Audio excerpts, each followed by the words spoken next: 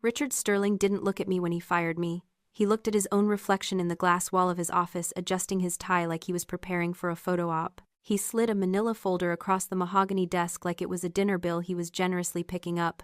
"I'm cutting the fat, Ashley," he said, his voice smooth, practiced.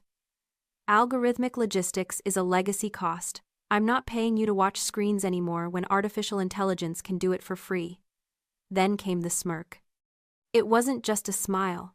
It was a micro-expression of absolute unearned confidence. The look of a man who thinks he is trimming a bonsai tree, unaware he is cutting the brake line of a speeding car. I didn't argue. I didn't ask why. I just took the folder and walked out. Drop a comment and let me know where you're listening from and what time it is for you right now. I'd love to know who's part of our community. I walked to my car, the gravel of the employee parking lot crunching under my heels. It was a gray Chicago afternoon, the kind where the sky feels heavy and low, pressing down on the industrial sprawl of the logistics center. I didn't look back at the glass tower. I didn't cry. I didn't slam my car door in a fit of rage. I simply sat there for a moment, listening to the hum of the engine, and let the silence settle. Richard Sterling thought he had just trimmed a budget line.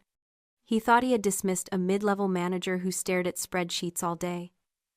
That was the problem with men like Richard. They looked at a skyscraper and admired the windows, never giving a single thought to the steel beams buried in the concrete. He didn't know. He couldn't know, because I had designed it that way. I wasn't just the head of algorithmic logistics. I was the architect and sole patent holder of the compliance encryption engine.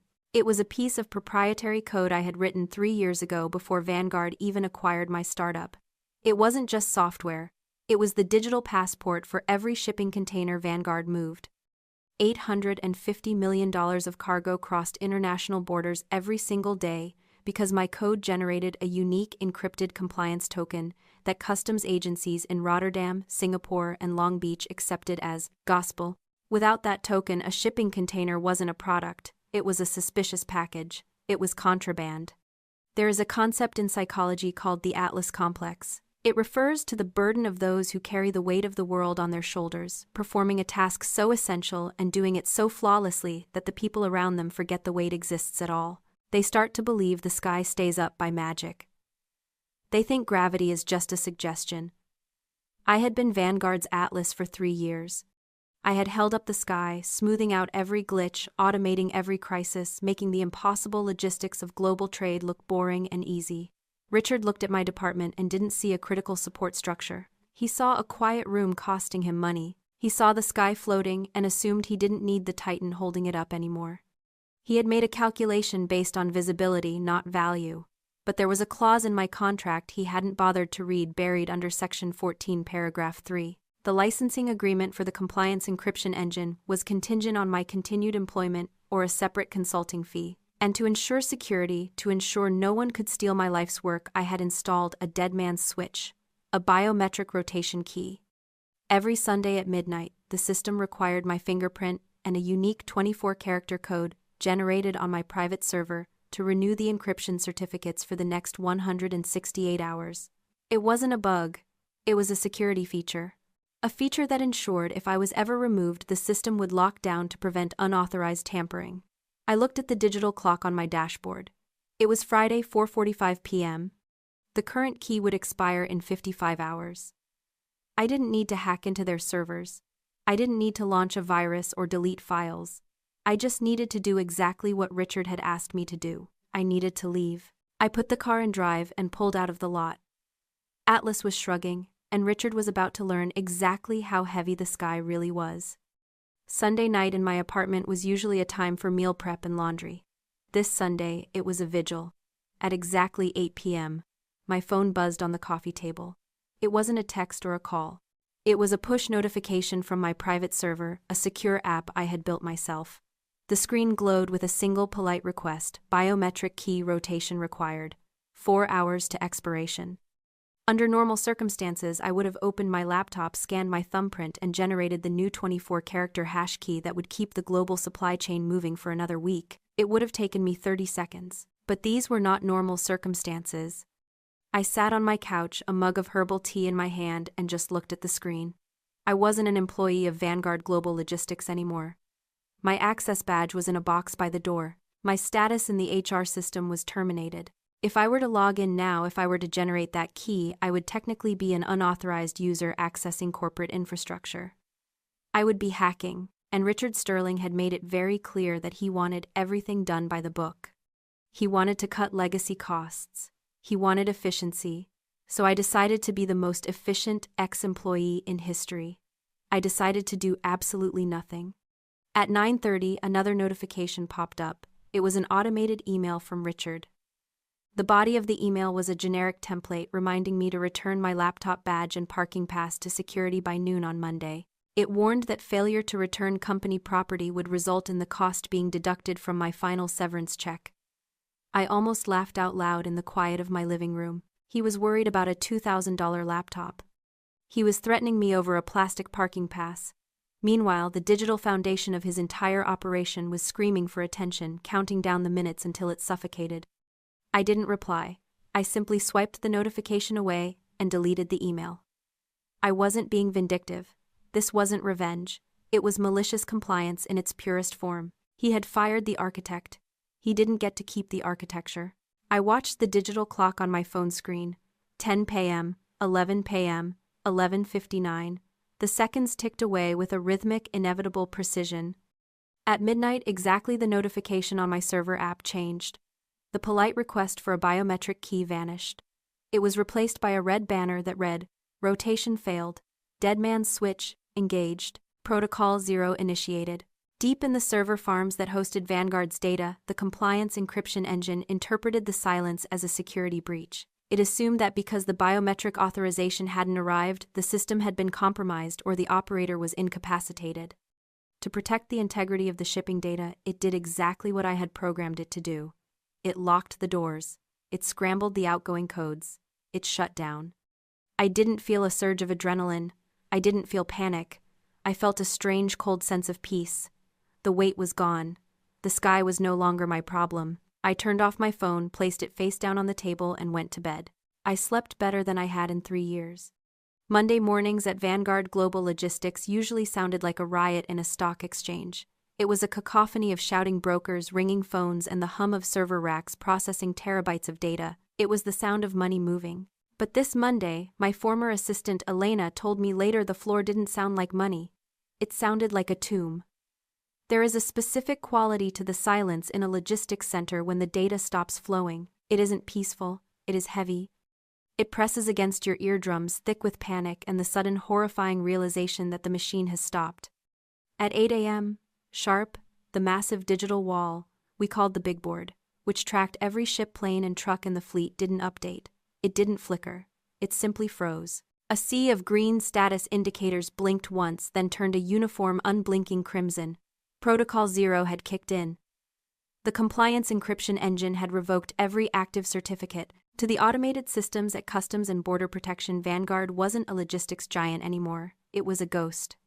Richard Sterling strolled onto the trading floor at 8:15, holding a latte, expecting to see the efficiency of his new streamlined operation. Instead, he walked into a mausoleum. 300 brokers stood at their desks, headsets around their necks, staring at blank monitors. The phones weren't ringing because the routing system had locked them out. The printers were silent. The air conditioning hummed loud and intrusive in the vacuum of activity. Richard didn't understand what he was looking at. He didn't see a security lockdown. He saw a workforce refusing to work. He stormed toward the IT pit, his face flushing a deep, angry red. "Why aren't the screens moving?" he shouted, his voice cracking in the quiet. "Why aren't you people working?" A junior sysadmin, a kid I had hired straight out of college, tried to explain. "The system isn't handshaking, sir," he stammered. "We're getting a certificate revoked error. It's asking for a biometric override." Richard didn't listen. He slammed his hand on the desk. "Then bypass it, use the AI.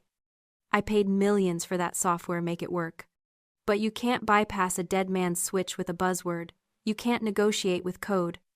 Richard grabbed a desk phone and dialed my old extension, likely intending to scream at me to fix the glitch he believed I had caused. He stood there, receiver pressed to his ear, listening to the hollow, endless ring of a phone in an empty cubicle. He looked at the rows of terrified employees, at the red screens, at the silent phones. He blamed the lazy staff. He blamed the legacy hardware.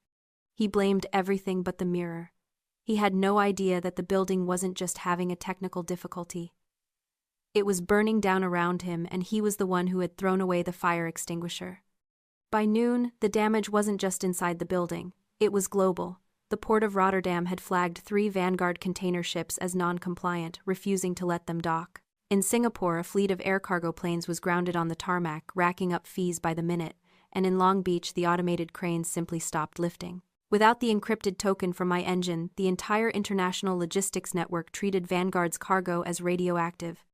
$850 million of inventory, electronics, pharmaceuticals, auto parts was frozen in transit. Richard was in the executive conference room, sweating through his expensive shirt. He had IT on speakerphones screaming at them to reboot the server as if this were a Wi-Fi router in a coffee shop. That was when Elena, the general counsel, burst in. She looked pale, clutching a sheaf of papers like a shield. "It's not a bug, Richard," she said, her voice trembling but clear. "It's not a hack. It's a license." She threw the contract on the table. "You fired the patent holder. The software isn't broken. It's working exactly as designed. It's waiting for her authorization." Richard stared at the contract, the blood draining from his face. "What do you mean patent holder? She worked here. She signed a standard IP agreement." "No, she didn't," Elena countered. "She brought the code with her when we acquired her startup. She retained the rights. We only lease it. And the lease requires weekly biometric renewal by the owner. We are currently operating illegally. Every container moving right now is a violation of international trade law." Richard sank into his chair. "Call her," he whispered. "Get her on the phone. Tell her to fix it. Tell her I'll authorize overtime." They tried. My phone rang for an hour straight. I watched it vibrate on my kitchen counter while I made a sandwich. I wasn't being cruel. I was being unavailable. I was letting the reality of their situation sink in. When I finally picked up on the 17th call, it was Elena. She sounded like she was on the verge of tears. "Ashley, please," she begged. "The board is involved. Customs is threatening to seize the ships. Just tell us what you want." I took a bite of my sandwich, chewed slowly, and swallowed. "I want a meeting," I said. "In 1 hour. And not at the office. I'll send you the address."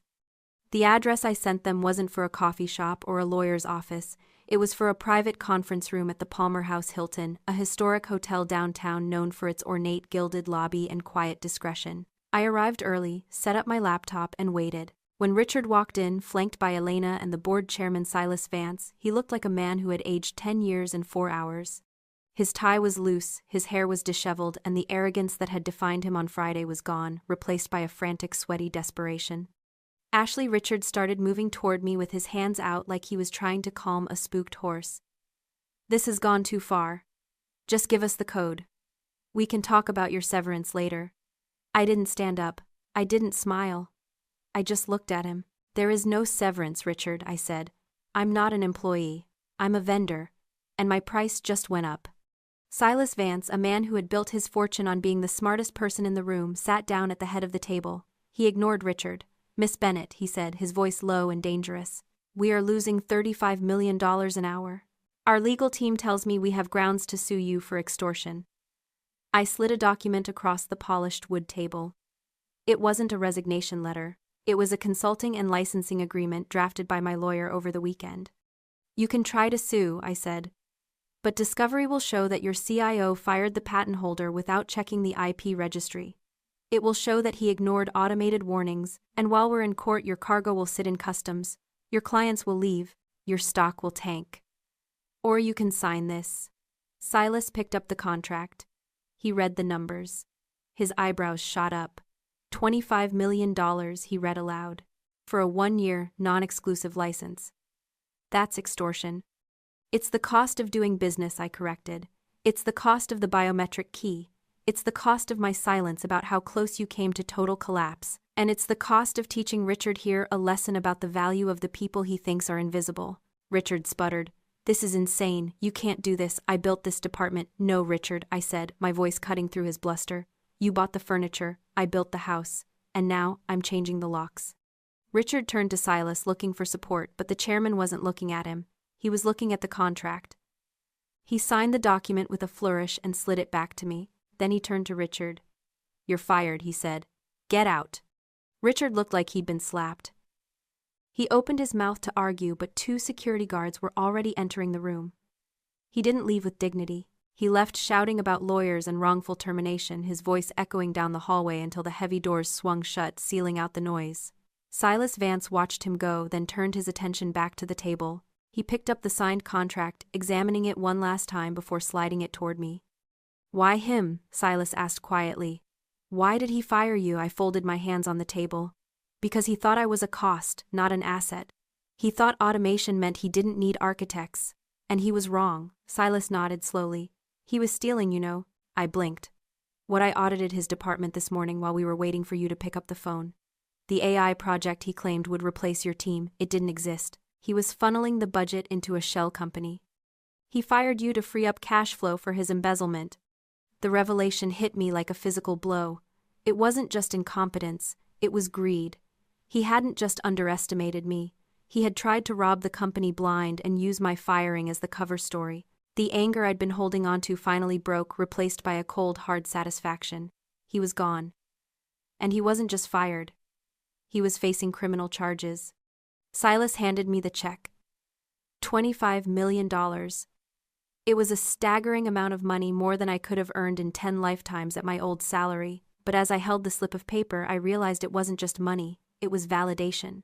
It was an apology written in zeros. I opened my laptop. I placed my thumb on the scanner. The system verified my identity. I typed in the 24-character hash key that had been sitting on my private server since Sunday night. I hit enter. On the wall of the conference room, a monitor showed the status of the global network. One by one, the red indicators flickered and turned green. The port of Rotterdam accepted the certificates. The planes in Singapore were cleared for takeoff. The cranes in Long Beach started moving again. The world exhaled. I closed my laptop and stood up. "Thank you, Mr. Vance," I said. Silas looked at me with a strange expression, something like respect mixed with regret. "Miss Bennett, if you ever want your old job back." I smiled. "No thank you. I have other plans." I didn't go back to Vanguard. Not even to pack my desk. I sent Elena a list of items to ship to me and told her to keep the rest. A week later, the check cleared. $25 million. I stared at the balance in my account, feeling a sense of vertigo. It was enough money to disappear. To buy an island. To never work another day in my life. But I wasn't done working. I was just done working for people who didn't understand the value of a foundation. I launched Sovereign Systems 3 months later. We weren't a flashy startup. We didn't have a foosball table or a kombucha tap in the break room. We built critical infrastructure for the logistics industry. Secure, redundant, unbreakable systems designed by people who knew exactly how fragile the world really was. My first hires were Elena and the junior sysadmin Richard had screamed at. I offered them double their Vanguard salaries and equity. They accepted before I finished the sentence. 6 months in, we were profitable. A year in, we were essential.